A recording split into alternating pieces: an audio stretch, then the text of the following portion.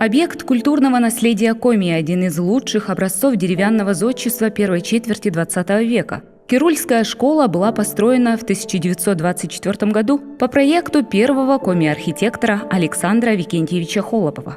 Его судьба и труды легли в основу книги Людмилы Кочерган «Жизнь на сломе эпох». Она рассказывает, через что пришлось пройти выходцу из коми-глубинки, чтобы стать востребованным столичным архитектором. Родился Александр Холопов в 1880 году в деревне Кочпан в Ильгородской волости в большой семье крестьянина-иконописца Викентия Холопова. Талант художника в будущем архитекторе проявился уже с раннего детства. Поэтому отец решил, сын должен получить профессиональное образование и вернуться на родину, чтобы продолжить семейное ремесло. После окончания Московского училища живописи, ваяния и зодчества Александр Холопов женится на дворянке Вере Новодворской, едет в Санкт-Петербург и продолжает образование в Академии художеств. Начинается бурное и полное творчество жизни. Художник, архитектор находит работу на мебельной фабрике Мельцера, проектирует мебель, участвует в постройке некоторых зданий, а также в проектировании Дворцового моста, утвержденном самим императором Николаем II. Однако разразившаяся война вмешалась в работу. Фирма, занимавшаяся разработкой проекта, перешла на военные рельсы и стала производить продукцию для нужд фронта. Александр Холопов разработал проекты ангаров для самолетов и корпусов завода. Именно эти работы архитектор считал самыми важными в своем творчестве. Однако вскоре в стране опять произошли перемены. Наступила революция. В Петербурге начались беспорядки и голод. Многие пережидали это время вдали от бурных событий. Задумались об отъезде и Холоповых. Так весной 1918 года Александр Холопов с супругой Верой Дмитриевной и дочерью Ариадной покидают Петербург и едут на родину отца, в Усть-Сысольск. Приезжают в Коми Холоповы не одни, а с друзьями, среди которых была и супруга председателя Временного правительства Александра Керенского Ольга Керенская с 2 сыновьями. Жизнь кардинально меняется. Начинается новый этап в тихой провинциальной столице Коми АССР, в Усть-Сысольске. Из воспоминаний Ариадны Шмидт, дочери Александра Холопова. При приезде в Усть-Сысольск мы первое время поселились в селе Кочпан, у бабушки в доме. Была еще жива мать моего отца, Мария Афанасьевна. Она носила сарафан и повойник. По-русски не говорила.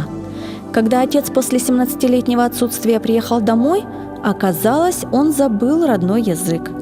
Он первое время не мог говорить с матерью, но потом вспомнил и свободно разговаривал, и уже не забывал языка. Вскоре семья перебралась в город. Супруга Александра Холопова, Вера Дмитриевна, устроилась учительницей рисования в ремесленную и еще 3 школы Усть-Сысольской и близлежащих деревень. Также она много рисовала портреты местных жителей, виды города и даже делала зарисовки к коми-сказкам. Александр Викентьевич же поступил в отдел народного образования и был назначен заведующим музеем. Музей был создан Цембером, это тоже очень известное имя истории и музееведения, и архивного отдела Республики Коми. Но Цембер уехал, и вот та коллекция, которую стал собирать Цембер, она как бы просто лежала, и ее нужно было, чтобы она за кем-то числилась, да, чтобы кто-то вел, чтобы музей действовал. Александр Викентьевич был тем директором, при котором музей переехал в каменное здание. Оно сейчас числится за Национальным музеем Республики Коми, и фактически была открыта первая экспозиция. Он был одним из тех людей, кто продвигал это здание для музея. В 1924 году, на 7 ноября, музей распахнул свои двери постоянной экспозиции. А до этого там была совпартшкола. А вообще-то здание относилось к образованию. Из воспоминаний Ариадны Шмидт, дочери Александра Холопова. Отец был единственным сотрудником этого музея. Была, правда, еще сторожиха по имени Евлания, видимо, вдова с ребятишками. Когда заведующий уходил в отдел народного образования, а Евлания уходила полоскать белье, за сторожа в музее оставался ее сынишка. Коллекции музея быстро пополнялись. Приносили экспонаты и местные жители. Но большая часть фонда пополнялась за счет изъятых церковных ценностей. Александр Холопов сам бережно относился к церковной утвари, старался поставить ее на госучет, сохранить их как объекты культуры. Когда Коми получила автономию в 1921 году, здесь просветительство было очень сильно, да, и вот была поддержана идея создания вуза, высшего учебного заведения, педагогического прежде всего, которое бы готовило кадры для школ. Зырянский институт народного образования, он просуществовал около 2 лет, он находился, кстати, вот здесь, вот в этом здании, где мы с вами сейчас разговариваем. И туда, конечно, собирались кадры. Пытались привлечь всех наших ученых, но это не получилось. А уж кто был в это время в Уссысольске, конечно, привлекли всех. Здесь был свой замечательный художник-преподаватель, это Александр Николаевич Поросятников. А вместе с Александром Викентьевичем приехала его супруга Ира Дмитриевна Холопова-Новодворская, которая тоже прекрасно преподавала рисование. Он решил взяться за преподавание высшей математики. Самое главное, что его образование позволило ему это вести. И он даже был избран деканом физико-математического факультета. Александр Холопов стоял у истоков создания института. Кроме математики, он преподавал родную ему архитектуру, историю искусств и геометрию. Начинать пришлось с нуля. Нехватка сказывалась на всем. Мебель изготавливали тоже сами, по холоповским эскизам. Что касается Сыктывкара, Уссысольска, то ведь он здесь был в те времена, когда не было строительства. И фактически были построены только вот школа, да, номер 13, которая сейчас находится в полуразрушенном, законсервированном состоянии, и здание метеостанции. Кстати, строительство метеостанции продвигало общество изучения Коми-края, в деятельности которого участвовал и сам Холопов. Метеостанция должна была стать научным учреждением при Краеведческом музее. На ней предполагалось не только вести наблюдения, но и анализировать и предсказывать погоду. Это было функциональное строение, без архитектурных излишеств. Оно стояло на окраине города, сейчас это район Вечного огня. Метеостанция была снесена в конце 50-х годов. На ее месте был построен дом под шпилем. Самое известное, это у него 4 невоплощенных проекта. Они действительно такие очень столичные, можно сказать. Это проект Дома спорта или Дворца спорта. Это проект перестройки дома Дербеневых под театр, под Дом искусства. Это проект церкви и проект Народного дома. То есть вот эти 4 проекта, они предназначались для города. Если брать Дворец спорта, он просто представлен как бы у нас в коллекции самым разработанным. То есть там есть общий эскиз, общий вид, есть множество чертежей к этому проекту. Он достаточно интересен, то есть в нем чувствуется как раз его почерк с шпилем, башенками, флигелями.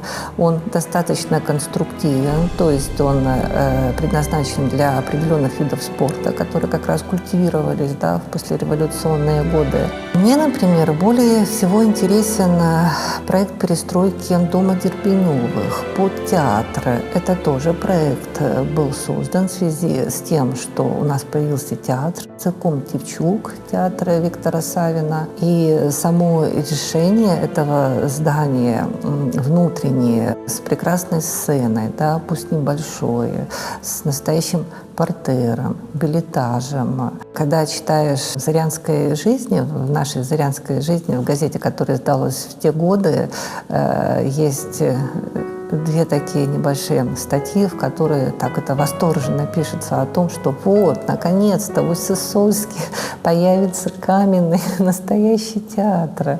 И, наверное, возможность перестройки этого здания была в те годы. И еще что интересно, это то, что в этом здании планировался выставочный зал. И художники у нас жили, да, в те годы, дореволюционные годы. Он тогда много работал еще и в живописи.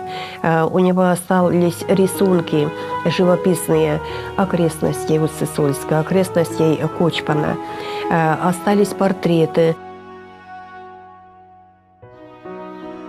Не оставались супруги Холоповы и в стороне от театральной жизни Уссысольска. делали эскизы для костюмов и декораций и даже участвовали в подборе репертуара любительских спектаклей. А дочь Ариадна, будучи студенткой Зырянского института, участвовала в постановках. Сохранились портреты Ариадны, написанные отцом, в костюмах к разным театральным постановкам. В этом Кочпанском доме бывали вместе с Александром Викентьевичем наши известные люди, люди литературы, культуры нашей. В первую очередь это Виктор Алексеевич Савин, Иван Александрович Осипов, ученый-фольклорист. И, конечно же, они все вместе дружили и встречались. И Александр Викентьевич был хорошо знаком и с Сидоровым тоже. Сколько сил они положили на то, чтобы собирать материалы для областного музея, что Сидоров, что Холопов.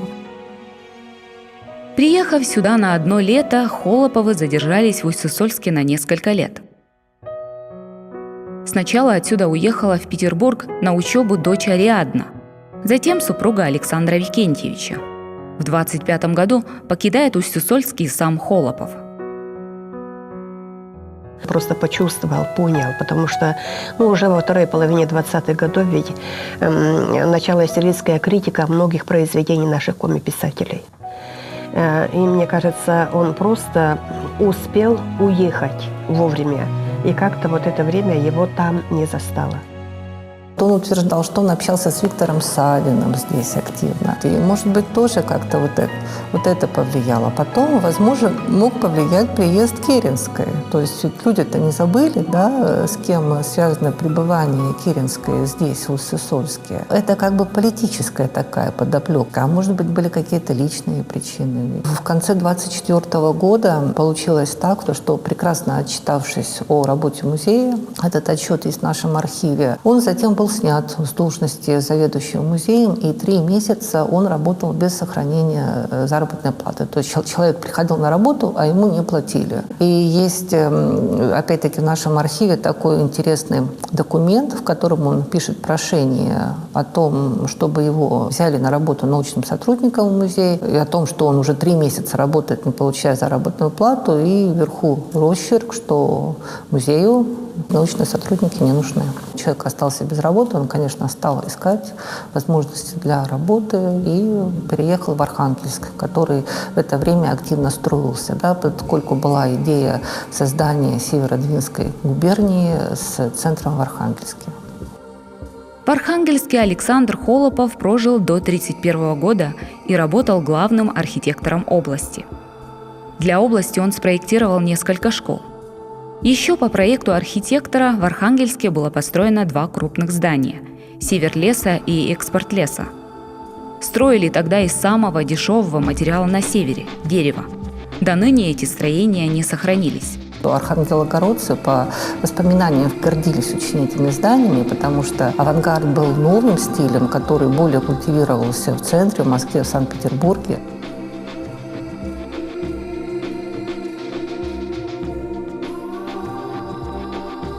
Еще один проект Александра Викентьевича, который удалось воплотить в жизнь – это памятник жертвам интервенции на острове Мудьюк.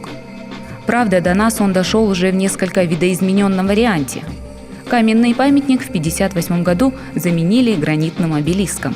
В 1927 году было десятилетие юбилея революции, и к этому юбилею как раз планировалось открытие памятника на острове Мудьюк, где интервенты устроили концлагерь. То есть это считался одним из первых концлагерей, созданных еще в годы гражданской войны. Проект победил в конкурсе, проект приняли в разработку, а финансирования должного не было. И работы, они отодвигались, плюс суровые условия. Памятник возводился на острове. Все это отодвинуло, и там ведь в Архангельском архиве даже существуют целые папочки дел, по которым были уволены с работы подрядчики в связи с тем, что памятник не был вовремя сдан. Александру Викентьевичу, как архитектору, который не имел такого прямого отношения к финансам, к строительству, его уберегло, скажем, да, вот то, что он был художественным проектировщиком и архитектором. Памятник был открыт в 1928 году, и он участвовал в торжественном открытии памятника, который был все-таки создан.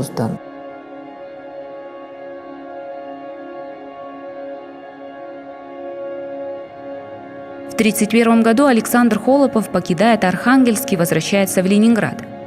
Его принимают в Ленинградское отделение Союза советских архитекторов и берут на работу в мастерскую номер 3 Гостреста «Ленпроект». Это был ведущий проектный коллектив, возводящий здания в стиле сталинского ампира. В частности, он занимался застройкой микрорайона Щемиловка. То есть в советские годы ведь архитектурная практика, она стала уже иной. Если в дореволюционные годы архитекторы творили индивидуально, то в советские годы руководителем проекта, как правило, считался руководитель мастерской. В советские годы есть подписи Александра Викентьевича под проектами зданий, которые он разрабатывал в составе мастерской, но это все идет уже работа, собственно, мастерской. Из воспоминаний Ариадны Шмидт, дочери Александра Холопова. Это последний период жизни моего отца. Мне о нем тяжело писать. Все изменилось. Отец за долгое отсутствие в Ленинграде уже потерял все связи в архитектурном мире. Да и сам он был уже старик. Его всегда очень угнетала необходимость регулярно ходить на работу к определенному часу. Он не привык работать в учреждениях на виду у всех. Все свои проекты он всегда делал дома. У него была привычка работать по ночам, поддерживая себя крепчайшим чаем. Ушел перед самой войной с работы, и это, в общем-то, явилось для него трагедией, потому что получилось так, что перед войной он не успел оформить пенсию, ему нужно было собрать справки со всех мест работы, то есть с Сыктывкара, с Архангельска. Для оформления пенсии началась Великая Отечественная война, и он остался на иждивенческих карточках. И это явилось причиной его голодной смерти. Он умер в первую блокадную зиму.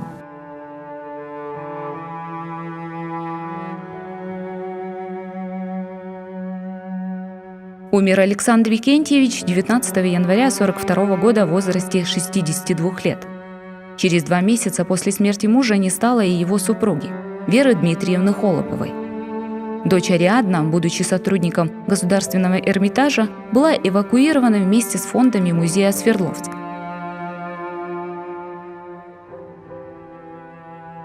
Из воспоминаний Ариадны Шмидт, дочери Александра Холопова.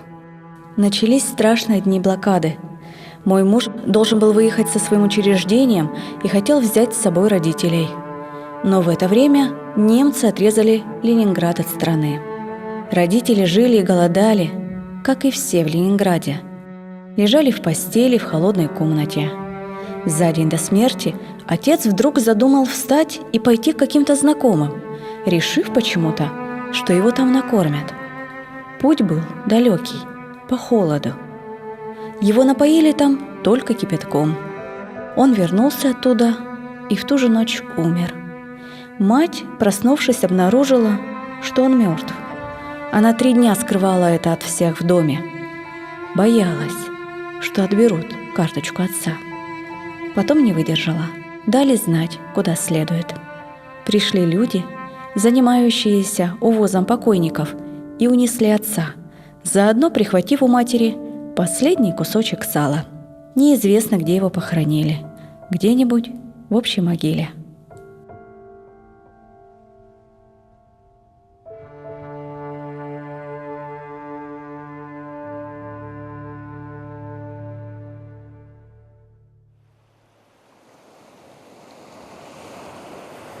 Дочь Александра Викентьевича и Веры Дмитриевны, Ариадна Шмидт, унаследовала от родителей любовь к искусству. Она проработала научным сотрудником в Эрмитаже, занималась гравюрой. Сейчас в Петербурге живет и работает правнучка Александра Холопова, Дарина Шмидт, тоже художник, мультипликатор, автор знаменитого «Лунтика». Здание было построено, опять же, на народные деньги. Это вообще очень характерная такая деталь для коми-школ. Жители хотели, чтобы дети учились. Вот этот стиль, конечно, он напоминает нам Кирульскую школу, и поэтому, в общем-то, это здание приписывают именно Холопову. Школа была построена в 1913 году. Долгое время в этом здании учились дети. В 1969 году решением Совета министров здание было поставлено на учет как Выльгородское земское начальное училище. И лишь в 1999 году здесь открыли музей истории и культуры Сыктывдинского района. Здание Выльгородского начального училища было построено в 1913 году на средства Усть-Сысольской земской управы, которая ассигновала на строительство 21 834 рубля. Здание возводилось силами приглашенной артели вятских плотников при активном участии местного населения. Общее руководство строительством осуществлял заведующий училищем Никон Алексеевич Старовский. Все стилистические особенности строения, они близки к национально-романтическому направлению в русской архитектуре. Но в народе это направление получило название «петушиный стиль». Так называемый «петушиный стиль» в русской архитектуре появился в XIX веке. Его еще назвали «русским стилем». Отличался он наличием множества декоративных элементов. Именно мелкие элементы, узоры отличают здание Выльгородского музея. Так оказалось, что никаких документальных подтверждений того, что он является автором этого проекта, нету. Хотя вот с кем я не разговаривала, а ведь живы еще те люди, которые не видели его самого, но видели близких ему людей. Да? И вот эта вот молва, что он является автором этого здания, она откуда-то взялась, она жива в народе, и она вот идет своими истоками в дальние-дальние времена.